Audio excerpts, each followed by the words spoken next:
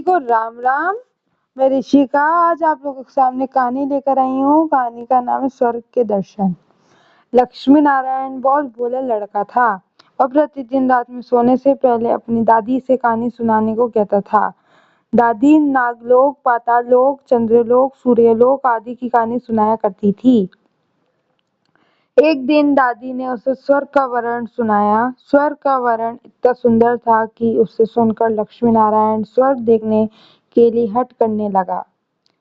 दादी ने उसे बहुत समझाया कि मनुष्य स्वर्ग नहीं देख सकता, किंतु लक्ष्मी नारायण रोने लगा। रोते रोते ही वह सो गया। उसे स्वप्न में दिखाई पड़ा कि एक चम चमकते देवता उसके पास खड़े होकर कह रहे थे, बच्चे, स्वर्ग देखने के लिए मूल्य देना पड़ता है। तुम सर्कस देखने जाते हो तो टिकट देते हो ना, स्वर्ग देखने के लिए भी तुम्हें उसी प्रकार रुपए देने पड़ेंगे। स्वप्न में ही लक्ष्मी नारायण सोचने लगा कि मैं दादी से रुपए मांग लूंगा, लेकिन देवता ने कहा, स्वर्ग में तुम्हारे रुपए नहीं चलते, यहाँ से तो भलाई और पुण्य कर्मों का रुपया चलता है। अच्छा, तुम यह डिब्बी अपने पास रखो। जब तुम कोई अच्छा काम करोगे तो इसमें 1 रुपया आ जाएगा, और जब कोई बुरा काम करोगे तो 1 रुपया इसमें से उड़ जाएगा। जब यह डिब्बियां भर जाएगी तब तुम स्वर्ग देख सकोगे। जब लक्ष्मी नारायण की नींद टूटी तो उसने अपने सिरहाने सचमुच एक डिब्बिया देखी। डिब्बिया लेकर वह बड़ा प्रसन्न हुआ। उस दिन दादी ने उसे 1 पैसा दिया। पैसा लेकर वह घर से निकला। एक रोगी भिखारी उससे पैसे मांगा। लक्ष्मी नारायण भिखारी को बिना पैसे दिए भाग जाना चाहता था।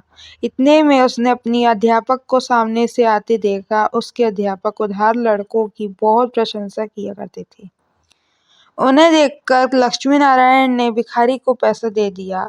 अध्यापक ने उसकी पीठ ठोकी और प्रशंसा की। घर लौटकर लक्ष्मी नारायण ने वह डिब्बिया खोली, किंतु वह खाली पड़ी थी। इस बात से लक्ष्मी नारायण को बहुत दुख हुआ। वह रोते रोते सो गया। सपने में उसे वही देवता फिर दिखाई पड़े और बोले, तुमने अध्यापक से प्रशंसा पाने के लिए पैसा दिया था, जो सो प्रशंसा मिल गई। अब रोते क्यों हो? किसी लाभ की आशा से जो अच्छा काम किया जाता है वह तो व्यापार है, वह पुण्य थोड़ी है। दूसरे दिन लक्ष्मी नारायण को उसकी दादी ने 2 आने पैसे दिए। पैसे लेकर उसने बाजार जाकर 2 संतरे खरीदे। उसका साथी मोतीलाल बीमार था। बाजार से लौटते समय वह अपने मित्र को देखने उसके घर चला गया। मोतीलाल को देखने उसके घर वैद्य आए थे। वैद्य जी ने दवा देखकर मोतीलाल की माता से कहा, इससे आज संतरे का रस देना। मोतीलाल की माता बहुत गरीब थी। वह रोने लगी और बोली, मैं मजदूरी करके पेट भरती हूँ। इस समय बेटे की बीमारी में कई दिन में काम करने नहीं जा सकी। मेरे पास संतरे खरीदने के लिए 1 पैसा भी नहीं है। लक्ष्मी नारायण ने अपने दोनों संतरे मोतीलाल की माँ को दिए। वह लक्ष्मी नारायण को आशीर्वाद देने लगी। घर आकर जब लक्ष्मी नारायण ने अपनी डिब्बिया खोली तो उसमें 2 रुपए चमक रहे थे। एक दिन लक्ष्मी नारायण खेल में लगा था। उसकी छोटी बहन वहां आई और उसके खिलौनों को उठाने लगी।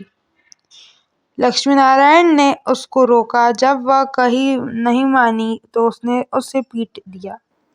बेचारी लड़की रोने लगी। इस बार जब उसने डिब्बियां खोली तो देखा कि उसके पहले के इकट्ठे कई रुपए उड़ जाते हैं। उसे बड़ा पछतावा हुआ। आगे से उसने कोई बुरा काम नहीं करने का पक्का निश्चय कर लिया। लक्ष्मी नारायण पहले रुपए के लोभ से अच्छा काम करता था। धीरे धीरे उसका स्वभाव ही अच्छा काम करने का हो गया। अच्छा काम करते करते उसकी डिब्बियां रुपयों से भर गई। वह स्वर्ग देखने की आशा से प्रसन्न होता। उस डिब्बिया को लेकर वह अपने बगीचे में पहुंचा। लक्ष्मी नारायण ने देखा कि बगीचे में पेड़ के नीचे बैठा हुआ एक बूढ़ा साधु रो रहा है। वह दौड़ता हुआ साधु के पास गया और बोला, बाबा, आप क्यों रो रहे हैं? साधु बोला, बेटा, जैसी डिब्बिया तुम्हारे हाथ में है वैसी एक डिब्बिया मेरे पास थी। बहुत दिन परिश्रम करके मैंने उसे रुपयों से भरा दिया। बड़ी आशा थी कि उसके रुपयों को स्वर्ग देखूंगा, किंतु आज गंगा जी में स्नान करते समय वह डिब्बिया पानी में गिर गई। लक्ष्मी नारायण ने कहा, बाबा आप रो मत, मेरी डिब्बी अभी भरी हुई है, आप इसे ले लो। साधु बोला, तुमने इसे बड़े परिश्रम से भरा है, तुम्हें इसे देने से दुख होगा। लक्ष्मी नारायण ने कहा, मुझे दुख नहीं होगा बाबा, मैं तो लड़का हूँ, मुझे अभी पता नहीं कितने दिन जीना है, मैं तो ऐसी कई डिब्बे रुपए इकट्ठे कर सकता हूँ। आप बुढ़े हो गए हैं, आप अब दूसरी डिब्बियां पता नहीं भर पाओगे या नहीं, मेरी डिब्बियां ले लीजिए। साधु ने डिब्बियां लेकर लक्ष्मी नारायण के नेत्रों पर हाथ फेंक दिया। लक्ष्मी नारायण के नेत्र बंद हो गए, उसे स्वर्ग दिखाई पड़ने लगा। ऐसा सुंदर स्वर्ग कि दादी जी ने स्वर्ग का वर्णन किया था। वह वर्णन तो स्वर्ग के एक कोने का भी ठीक वर्णन नहीं था। जब लक्ष्मी नारायण ने नेत्र खोला तो साधु के बदले अब स्वप्न में दिखाई पड़ने वाला वही देवता उसके सामने प्रत्यक्ष खड़ा था। देवता ने कहा, बेटा जो लोग अच्छे कर्म करते हैं स्वर्ग उनका घर बन जाता है। तुम इसी प्रकार जीवन में भलाई करते रहोगे तो अंत में स्वर्ग में पहुंच जाओगे। देवता इतना कहकर वह अदृश्य हो गए। मित्रों, मनुष्य जैसे काम करता है वैसा उसका स्वभाव हो जाता है। जो बुरे काम करता है उसको स्वभाव बुरा हो जाता है, उसे फिर बुरा काम करने में ही आनंद आता है। जो अच्छा काम करता है उसका स्वभाव अच्छा हो जाता है, उसी बुरा काम करने की बात भी बहुत बुरी लगती है।